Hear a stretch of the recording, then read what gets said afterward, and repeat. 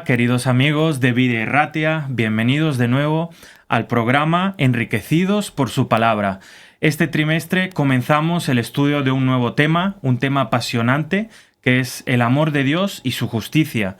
Y realmente vamos a estar hablando del problema del mal, de por qué existe cosas tristes en este mundo, por qué Dios lo permite, ¿no? Si Dios es amor. Y este va a ser el tema del trimestre. Así que mucho gusto de que estéis aquí con nosotros. El tema de esta primera lección, de este primer estudio, es Dios ama de pura gracia. Y antes de entrar al tema, me gustaría dar la bienvenida a Ciana. ¿Cómo estás? Muy bien. Y también a Alexandra. Hola. Muy bien. Ellas van a estar acompañándome aquí y vamos a pasar un momento muy agradable estudiando la palabra de Dios. Voy a pedir a Alexandra si nos puede dar el comienzo con una oración. Sí. Padre nuestro que estás en los cielos, te damos gracias por este día. Te pedimos, por favor, que estés con nosotros aquí, que podamos aprender mucho más sobre tu palabra, sobre tu amor y especialmente también sobre tu justicia, que podamos aplicarlo en nuestra vida. En nombre de Jesús. Amén. Amén. Amén. Muchas gracias. Y ahora voy a pedir a Ciana que pueda leer el texto base del estudio de esta lección.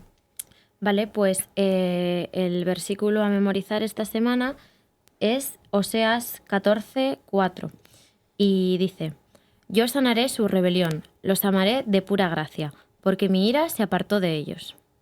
Muy bien. Recuerdo que el tema de esta semana es Dios ama de pura gracia, ¿no? Y el texto que ha podido leer Ciana va en esa dirección. Queremos decir, ¿no?, que Dios ama a todas las personas más de lo que podemos imaginar. Y quería preguntarlas a las dos, ¿qué os parece el texto que hemos leído? ¿Qué os dice? A mí me da la impresión de que Dios, es verdad que hay veces que igual hacemos algo mal, que no le agrada a Dios, y que yo creo que también, como tiene parte también humana, se puede enfadar con nosotros, pero aún así deja su ira, todo su enfado y nos ama, a pesar de todo lo malo que podamos hacer. Claro, ahí yo creo que una de las cosas que también más cuesta entender es el tema del amor, que es algo de lo que vamos a estar hablando bastante tiempo, ¿no? ¿Tú crees que el Señor nos ama a pesar de todo, Ciana? Sí, efectivamente, estábamos hablando antes, Petar y yo, estábamos hablando de la versión de este versículo. En este caso hemos leído de Reina Valera del 60 y yo le decía que me llama mucho la atención como aquí utiliza la palabra rebelión, que hace más alusión a la acción, de que realmente lo que nosotros hacemos ya no es solo mental, sino que muchas veces lo llevamos a la acción. Y es muy bonito cómo nos dice que aún tras esa rebelión, pues efectivamente nos amará y de pura gracia. O sea, no hay nada más que gracia, que regalo. Exacto. Bueno, esto es verdad que lo presentamos así, pero es difícil de entender, de aceptar, y gracias a eso tenemos muchos ejemplos en la Biblia, que es de lo que vamos a estar hablando. El primer ejemplo que se me viene a la mente y también forma parte del estudio es el ejemplo de Pedro, ¿no? Que Pedro pues es un caso bastante interesante porque lo negó a Jesús 3 veces en la noche que fue crucificado. Y alguno puede decir, hombre, a mí si un amigo en el momento más duro de mi vida me rechaza, me niega 3 veces, yo no quiero saber nada más de esa persona. ¿Y qué ocurrió, no? ¿Qué fue lo que ocurrió? Que luego 3 veces Jesús le volvió a preguntar si lo amaba. Entonces, de alguna manera, esto básicamente ejemplifica, y si queréis también podéis dar vuestra opinión, desde luego, pero como que el Señor, no importa las veces que podemos fallar, que podemos enemistarnos con Él o con quien sea, el Señor siempre está ahí dispuesto a perdonar y a darnos una nueva oportunidad. No sé si os gusta este texto, o sea, esta escena, ¿no? Entre Pedro y Jesús, si queréis añadir algo. A mí me llamó la atención mucho la reflexión, porque de las mismas veces que niega a Pedro a Jesús, es de las mismas veces que le vuelve a decir, Claro. oye, ¿me amas, Pedro? ¿De verdad que tú me amas? Y es de las 3 veces que lo vuelve a completar, ¿no? A decir, oye, Pedro, que sí, que te amo, que estoy contigo. Claro, yo estoy aquí para darte una nueva oportunidad. Bien, hay muchos otros ejemplos. El siguiente ejemplo en el que estudiamos en la lección es el caso de Israel, que para mí es uno de estos casos que a veces cuando uno lee en la Biblia la historia de Israel, casi le dan ganas de tirarse de los pelos, porque dices, cuán inconscientes eran y son y qué rebeldes, ¿no? Pero también tenemos que tener en cuenta que todas las historias de la Biblia son lecciones que nos han sido dadas a nosotros porque nosotros tristemente hacemos lo mismo. Así que bueno, ¿qué pasó, no? con Israel? La idea, como volvemos a decir, es que Dios ama a todas las personas y lo hace de pura gracia. Bien, ¿cómo lo muestra? ¿No? Por si a veces nos puede costar entenderlo cómo lo muestra. Bueno, esto es la escena, ¿no? De que Israel sale de Egipto, Dios los libera y ellos, una de las primeras cosas que hacen es rebelarse contra Dios y volver a adorar al becerro de oro, ¿no? Volver a adorar ídolos. Y Dios, ahí cómo muestra su amor, cómo muestra cómo es su carácter, ¿no? Él podía haber dicho, mira, si vais a estar así conmigo, iros, o os dejo ir, os destruyo, lo que sea, pero no hace eso. Dios, a pesar de todo, desea continuar teniendo una relación con ellos. Y me encanta, ¿no? Ahí en Éxodo 33, no sé si tú lo querías leer o por eso estás ahí en ese texto. No estaba ya. Éxodo 33, 19. Sí, ¿Te gustaría leerlo? Ahí. Sí, venga, va. Dice, y le respondió, haciendo alusión al Señor, yo haré pasar todo mi bien delante de tu rostro y proclamaré el nombre de Jehová delante de ti y tendré misericordia del que tendré misericordia y seré clemente. O sea, tendré misericordia de quien yo quiera y seré clemente con quien yo quiera. ¿Pensáis que esto es un poco una expresión así como con orgullo o con una especie de chulería, ¿no? Yo hago misericordia a quien yo quiera. ¿Creéis que eso es lo que quería decir el Señor? Porque parece, como está traducido ahí, dices, uy, aquí parece como que el Señor... ¿Qué os parece este texto? A ver, realmente él podría tener esa chulería perfectamente. Al final es Dios Todopoderoso, él tiene todo el poder, ha creado todo, pero obviamente no lo dice en ese tono. Nosotros lo leemos también así porque pues tenemos la mente del ser humano, pero a mí me suena más como... mira, yo voy a tener misericordia de quien quiera, lo merezca o no. Que realmente no lo merece absolutamente nadie. Pero, pues eso, la tendré de quien quiera y seré clemente pues, con quien yo quiera, en plan de, aunque no sean personas que igual muchas veces nosotros no lo entendemos. No lo menciona en la escuela sabática, pero yo quería recalcar, por ejemplo, la historia de Jonás, de cómo perdona al pueblo el Señor. Y él se enfada, y no lo entiende y es como... Y se enfada bastante. Y es como, a ver, realmente es que el Señor hace lo que quiera en este sentido y no lo vamos a entender, pero es lo que hay. Y gracias a que nos ama a todos, porque si no... Sí. Es como de alguna forma está diciendo, yo tengo aunque quizás no lo puedas entender como tú decías, yo quiero ser... No, o sea, no soy arbitrariamente misericordioso o compasivo con algunos y con otros, no, sino yo soy con todo el mundo. Aunque vosotros no lo entendéis, yo tendré misericordia de quien yo quiera. Ahora, ese yo quiera realmente significa todo el mundo, no significa unos sí y otros no. Él tiene la autoridad de conceder gracia y compasión libremente, incluso a los que no lo merecen, ¿no? Y eso es algo que sí que choca un poco con el carácter humano porque... Normalmente, obviamente hay casos buenos, ¿no? Pero normalmente no tratamos a todo el mundo por igual. No sé si estás de acuerdo, Alexandra. Hombre, somos humanos, tenemos ese también prejuicio de ¿y a este por qué tiene que merecer el amor de Dios? Si mira lo que ha hecho, mira lo otro, mira. Pero en verdad Dios ya sabe las razones por las que le da su amor y le va a seguir dando el amor, aunque no sea correspondido. Exacto. Bien, avanzando un poco con el tema, vamos a otro caso dentro de la historia de Israel, ¿no? Otro caso que a mí siempre me ha llamado mucho la atención, que es que encontramos la historia de Oseas, ¿no? Y Gomer. No sé si podéis hacer un pequeño resumen de cuál fue la situación entre Oseas y Gomer y luego podemos analizar qué quería decir el Señor, ¿no? Con ese ejemplo, pero ¿alguna de las dos se anima a hacer un breve resumen de qué pasó entre Oseas y qué es el extraño mandato, ¿no? que el Señor le dio a Oseas? Sí, básicamente es que, pues efectivamente es un extraño mandato porque el Señor le da por esposa a una mujer que lo engañaría más de una vez a Oseas y es como que el Señor lo anima aún así a que tiene que seguir con ella y él la ama a pesar de todo y ella, pues eso, sigue y sigue engañándolo una y otra vez, engañándolo con otros hombres. Pero eso lo hace por mandato divino. Sí, O sea, por mandato Señor, divino. El Señor se lo manda, que es lo extraño, ¿no? Es como Exacto. muchas personas no entienden esta historia porque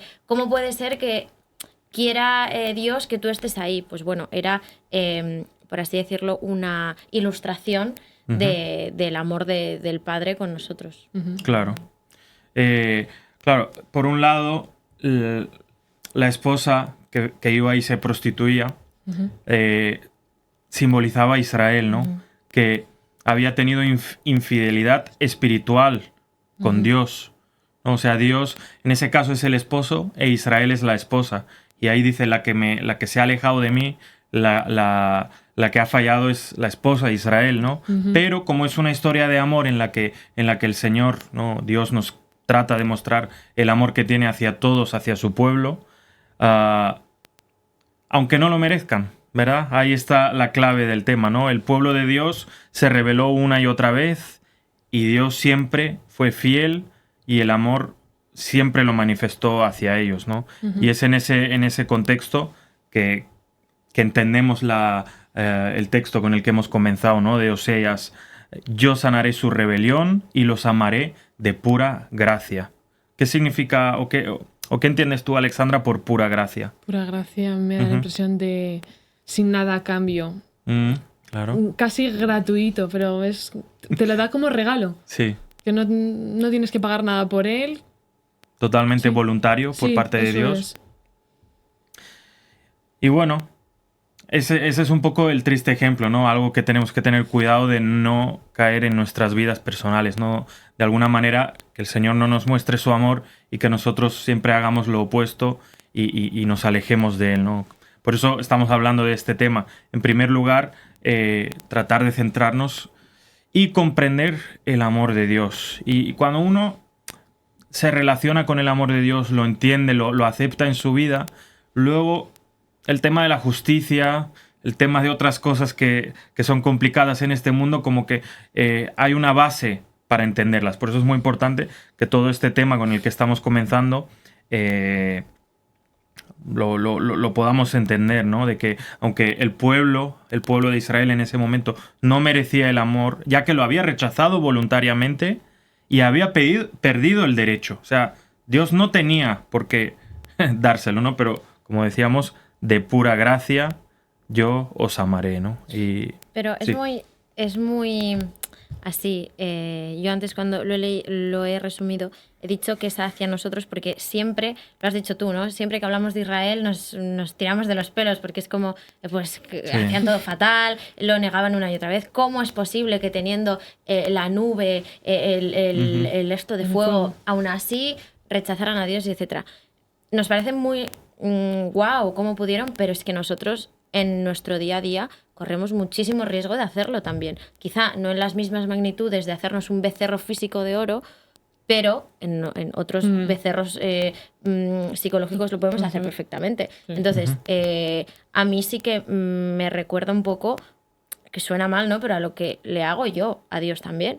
El hecho de pues en ciertos momentos de mi vida estar más cerca, en ciertos momentos estar más lejos, y hay veces que ni acordarte. Y efectivamente para mí eso es un engaño, por así decirlo. Para mí es un poco lo que le hacía Gomer a Oseas. Y Y yo pues veo al Señor perdonándome una y otra vez y me encanta la parte de sanaré su rebelión, porque no es solo que me perdona, es que me sana. O sea, me arregla, me hace que sea menos probable que vuelva a caer. O sea, él simplemente no es, vale, te perdono y ya está, quédate aquí. No, te ayuda a que des pasos hacia adelante, no te quedes ahí. Entonces eso me encanta. Claro, esa es yo creo que la base de lo que queremos que quede claro hoy, ¿no? Que el Señor sigue amándonos a todos, aunque seamos pecadores, ¿no? Aunque nos hayamos rebelado. Y tenemos que subrayar, aunque ahora puede chocar esto lo que vamos a decir, pero no merecemos el amor de Dios y nunca podríamos ganárnoslo. Dios, por así decirlo, Dios no nos necesita y el Dios de la Biblia no necesita de nada. Ahora, puedes decir, uy, ¿cómo que Dios no nos necesita? Un poco raro, ¿no? ¿De qué estamos hablando? Bien, de alguna manera, ¿tiene la necesidad un padre, una madre de tener un hijo? Realmente puede ser una voluntad, pero no la necesidad más extrema, ¿no? Entonces, de la misma manera, podemos entender este tema con Dios, ¿no? ¿Por qué los papás la mayoría de veces tienen hijos, ¿no? No es por necesidad, sino es por amor, ¿no? Es por su propia voluntad, porque en la unión de ese amor perfecta tiene frutos, ¿no? Y de la misma manera, el Señor creó este mundo y de Él es la gloria, el poder y el honor. Y de la misma forma, aunque Él no tiene necesidad de nosotros, por amor nos creó y nos ha dado esta vida, ¿no? Eso es algo que tenemos que tener claro. No sé si a vosotras os choca esta idea de que Dios no nos necesita, pero es todo fruto del amor. A mí me encanta, o sea, que a pesar de que no tener la necesidad de crearnos como tal, aún así nos creó, pero para que sintamos de verdad lo que es el amor de Dios, que no es nada. Es necesario que sientas un poco el amor de Dios. Claro. No, es que es de verdad necesario sentirlo para que nos sintamos nosotros también bien, de que recibamos un amor que no es de nuestros padres como tal físicamente, sino de algo más grande. Amén. Muy bien. Y de la misma manera, además, cuando este mundo se rebeló, ¿no? Y entró el pecado, Dios libremente, ¿no? Siguió amando a la humanidad que se había alejado y lo hizo por medio del camino de la reconciliación, ¿no? Dios quiere, al final, convencernos de ese amor a todos para que nosotros volvamos a Él, ¿no? De alguna manera podemos decir, las armas de Dios no son a la fuerza, no son por poder, ¿no? Por obligándote, sino Dios nos quiere convencer, sobre todo, y valga la redundancia, porque estamos hablando mucho, ¿no? De la palabra amor, pero esa es la clave. Dios nos quiere convencer a través del mejor y único argumento que Él tiene, y el más poderoso, es mucho más poderoso que el mal y el pecado. Lo que pasa es que el amor, y es algo que tocaremos en el futuro, es algo que se acepta libremente. Por eso existe una frase que vamos a hablar ya de esto. Hay una frase en la Biblia que es: muchos son los llamados, ¿no? Ese amor es mostrado a todos, pero pocos los elegidos, ¿no? Es una frase que hasta es un poquito un pelín triste y tiene que ver con una parábola de Jesús acerca de un banquete de bodas. No sé si alguna de las dos os gustaría compartir un poquito en general, ¿no? Lo que dice esa parábola y por qué esa es la reflexión final de Jesús, ¿no? De por qué muchos son los llamados pero pocos los elegidos. Bueno, pues la parábola cuenta una historia. Bueno, si me podéis ayudar más o menos, Ciana. Sí. Básicamente es que sabemos que Jesús utilizaba parábolas para ilustrar enseñanzas que nos quería dar, ¿no? Porque lo entendíamos mejor. Y en este caso, pues para hablar de los elegidos, de los que realmente entran al banquete y tal, pues hay un banquete de bodas y Y el que lo prepara, el dueño de la casa, pues manda llamar a todos los invitados. ¿Y qué pasa? Que los invitados en ese momento, no, que están en sus quehaceres, no, que estoy en esto, en Ninguno aquello. quiso ir. Ninguno quiso ir a la boda. Entonces, ¿qué pasa? Que incluso algunos mataron a los mensajeros que habían ido a avisarles por ellos. Y claro, esto todo, guiño, son referencias a, pues efectivamente, a lo que pasó con Jesús cuando vino a y los buscarnos, profetas, ¿no? etcétera. Exacto. Y ¿qué pasa? Que al final el dueño de la casa dice, pues vale, pues ir a buscar a los que están en los caminos y a los que encontréis y que quieran venir y los traéis a la boda. Y pues vino a la boda un montón de gente que realmente no había sido escogida en primer momento, o que quizá muchos dirían, no vendría a esta boda. Pues efectivamente acabaron yendo. Y bueno, luego también hay ahí un tema de pues un invitado que no estaba vestido de boda y pues lo echaron de la boda porque hacía falta que el dueño de la casa te vistiera de boda, de banquete, efectivamente. Sí. Y al final, alguno puede decir, oye, pero ¿cómo que muchos son llamados y pocos los elegidos? Al final, ¿para qué llama a todos si al final va a elegir a unos pocos? Digamos que en el contexto del griego, ¿no? Realmente en el que fue escrito esto, el elegido realmente es el invitado que acepta ir. Por eso es elegido, ¿no? Es realmente aceptado la invitación, no es que Dios elige a unos y a otros no, realmente... Sí, porque a veces suena como que efectivamente Dios está eligiendo a unos concretos y, oye, ¿por qué no elige a los demás? No, si te fijas... eso sería si fueran en realidad han sido elegidos. Exacto. Todos hemos sido elegidos, pero ¿cuántos van a aceptar esa invitación? Pues pocos, desgraciadamente. Ahí está, que al final lo interesante de todo esto es que el amor de Dios, disculpad, se puede rechazar, ¿no? La libertad es esencial para el amor. Sí. Sin libertad no puede haber amor. Y entonces, como Dios no puede imponer ese amor a nadie, es triste, pero algunos realmente rechazan tener una relación de amor con Dios. Y eso es realmente lo que simboliza la perdición eterna, ¿no? Tú, en tu libertad, has decidido, oye, quiero tener relación yo con este ser, no es con Dios mismo, y algunos dicen que sí, y tristemente muchos dicen que no. ¿Y cuál es el mejor argumento? Y con este tema ya vamos cerrando lo que estamos hablando, es cuál es el mejor argumento o lo más bonito que tiene Dios para mostrar el amor al mundo. A ver si tenemos la respuesta. Sí, Ana Alexandra, ¿qué es lo más bonito, lo más grande que el Señor hizo para mostrarnos ese amor con el objetivo de convencernos? Pues lo hemos estado hablando, sobre todo de que voluntariamente pues se entregó por nosotros, dio su vida por nosotros.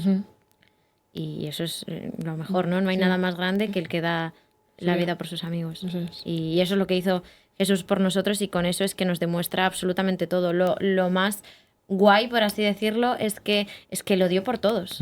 Por todos, o sea, incluso por los que rechazan su llamado. Claro. Y eso es Y quiero matizar que no estuvo empujado por detrás, ni no estuvo obligado, ni coaccionado por hacerlo. O sea, lo hizo por amor. O sea, algo tan puro que dar la vida de alguien. Por ejemplo, a mí me toca mucho cuando una persona dona los órganos. Das una parte de ti para ayudar, salvar a otra persona. Me parece muy especial el paralelismo de ayudar a otra persona, de salvarla. Alguien que dé la vida por los otros. Y esa es la mayor demostración de amor que tiene Dios a este mundo, ¿no? Que Cristo se entregó por nosotros voluntariamente y nadie le quitó la vida, él mismo la dio, se ofreció voluntariamente, y con ese argumento, ese es el máximo argumento. Obviamente hay muchos más, como el de que nos creó y el de que nos quiere dar una vida eterna, quiere que estemos bien para siempre, pero en primer lugar, el mayor argumento de amor es la cruz, ¿no? Ahí Jesús colgado en ese madero, y para que nosotros no tengamos que morir, ¿no? Entonces, yo creo que esa es la clave de lo que estamos hablando hoy, que es el amor de Dios se ve de la mejor forma, de la mejor manera, en Jesús colgado en la cruz. Así que con esta idea nos queremos despedir, queridos amigos, y os invito para que sigáis conectándoos aquí con nosotros. Hasta luego.